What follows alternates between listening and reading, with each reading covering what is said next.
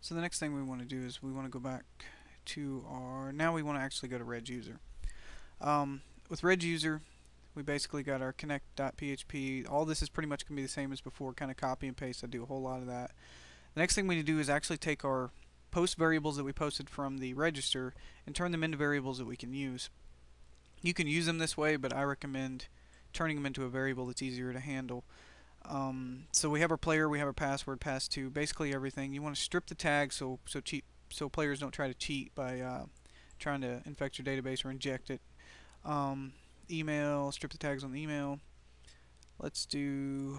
Okay, so now we have, if the password and the pass2, which was the second password, match, then let's go ahead and do it. If they don't, then we want to say your passwords didn't match. And you'll notice that these logins are all pretty much the same, these registers. There's only going to be one or two things different, which I'll show you. Next thing we want to do is we want to go ahead and do a query to see if there's any other players by the name of that player that he put in. So we do a query. Then we do if is not set the password post password, or you got to remember not to set it as that, because there's a chance that this is going to be set anyway, even if there's nothing in here. So always use that when doing your posting of your password. Or they didn't set anything on pass2, then we want to give them you did not enter a password.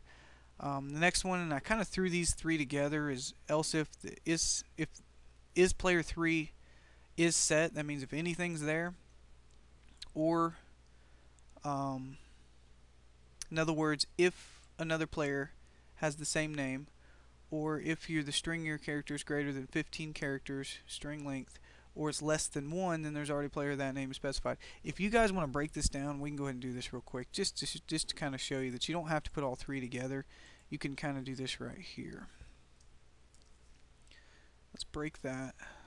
Let's cut this out of here. So now that's just saying else if is player 3 is set, then we want to, let's set up our other one real quick. Else if, take out this or.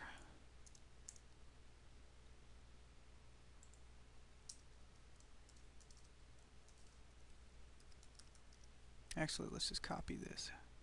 Make it a lot easier.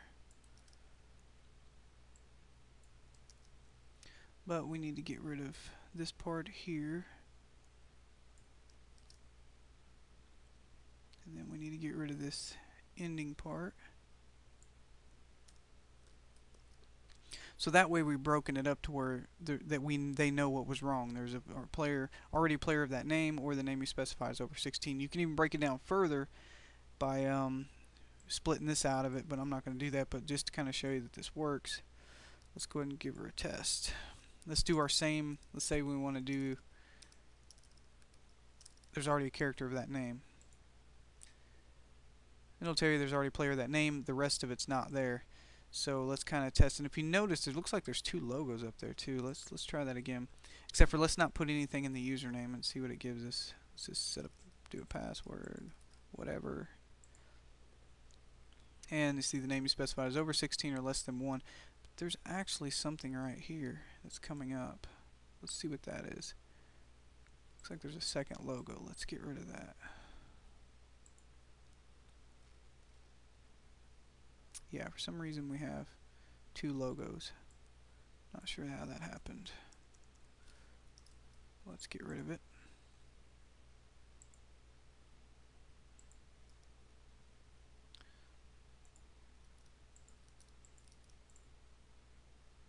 There we go. We're fixed. Let's go back to our reg user. So once they pass all that, then let's check their email address, make sure that they aren't using the email address twice. Basically saying if it's set, then hey, give them a warning. Else, let's go ahead and MD5 hash our password. If you're going to set a date of when they started, you can go ahead and set the date in there. That was something I'd started to do, but I kind of left off because I wasn't sure what direction I was going to make the game. But I'm going to go ahead and leave it in there if anybody wants to go ahead and add it in. But the next thing we're going to do is we're going to create our character. So we're going to insert into players the locale, the name, and we're going to go over the database here in a second. The name, the password, email, hit points, and so forth. And then it's actually going to set whatever. The locale was actually a city, and it was basically not necessarily a city or but it was the block. And I named it F1 because originally how I was going to set up the city was I was going to do like a grid, A through Z, and then 1 through how many ever numbers it took, 26. In F1, I was, being that I'm starting in the center, not really center, but somewhere, F1 was going to be right there in that spot. So I was starting all characters at F1. You can change that once you go on, but for now it sets. And I set up some basic starter numbers. These can be changed. These can be turned into variables if you want to decide to do classes. However, and a lot of the videos that you'll watch later will show you how to do that. Anyway, as long as everything works, thank you for registering, and everything else is pretty much self-explanatory. Put a login just in case they accidentally hit the wrong button. The next thing we want to look at is our authenticate, because in login, after they get it, they're going to be brought back to login. Then they're going to need to log in, and then they're going to be sent to authenticate. Authenticate's much the same way. You're taking all your post variables, you're stripping the tags, you're selecting the name and password from players where name equals user and password equals password. You're selecting that player, and you're creating a new session variable from that user. That way their stats always go with them whenever they log in, and that session will be destroyed after they exit the browser. And then this right here is, and we'll go into more detail later, when you stay at your house or you stay in an inn, safe equals 1. It updates the database, and then that way if a player goes to attack you or goes to look at other players, the database select all from players where safe equals 0. That means where they're not safe. If you're in a house, you're safe. Well, when you log back in, you instantly are no longer safe because now you're playing. So that's what we're doing here, is we're updating all players. Whenever a player logs in, they're now no longer safe until they get back in their house and log back out. So let's look at the database. Now, this database is going to seem pretty big at first, but we're going to go through it all. And actually, this isn't that big, but for starting out, let's go ahead and look at the structure of our players. Let's see. Okay, we have a lot here. What I'm doing here is I never really had a whole lot of plans for the players' skills. I didn't have a whole lot going to be on there. Instead of making, and you'll notice in a couple of the other games that I've actually made skills a separate table. Well, being that I don't have so many skills in this one, it's a lot less querying if you can put them all into the players table. If you want to take those out, if you have a plan for a lot of them, go ahead and watch the Forsaken Sanctum videos. They show you how I did the skill system that way, and you can change that over. It's not really that hard. But we have our name, our password, our email, our locale, which I was showing you. The city, what you can do is if you want to make this game massive, it's completely easy to do. It doesn't take a lot off. It doesn't really hurt the database that much, because I mean, you could make, if you did, let's say you did 20 squares by 20 squares, and when I say that, I mean, let's log back in.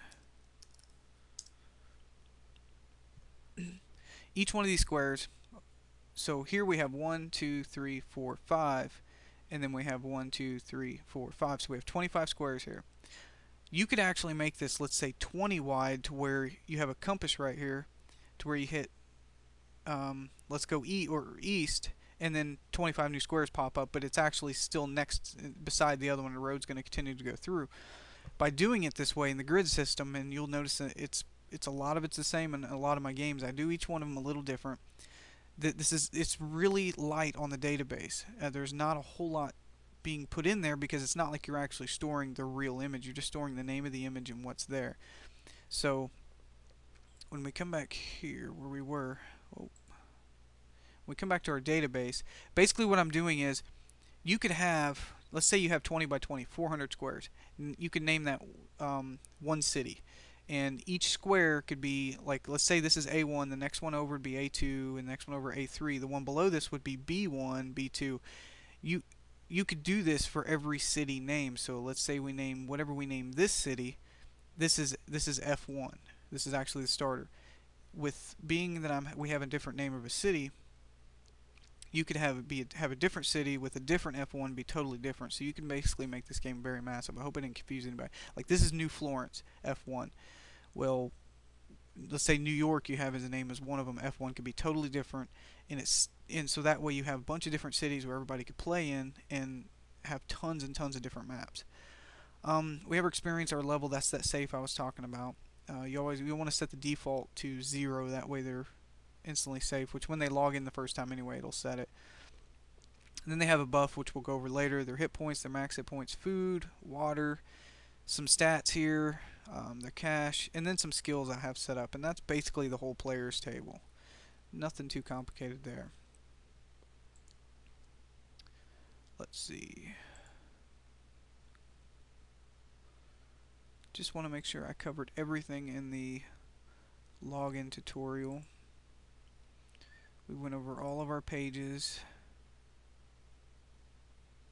And just to kind of show you the logo that you've been seeing, I mean, depending on the way how big your logo is, you're going to set your margin left. Could be higher, could be lower percent to kind of get it to center, and then your margin right auto. Your width, your height, and all that's basically going to be however big your logo is. And the padding bottom I set just to kind of help it give it a little bit of fluff to where it's not sitting right on top of it. It's got a little bit of space there. But I do believe that finishes the actual login tutorial.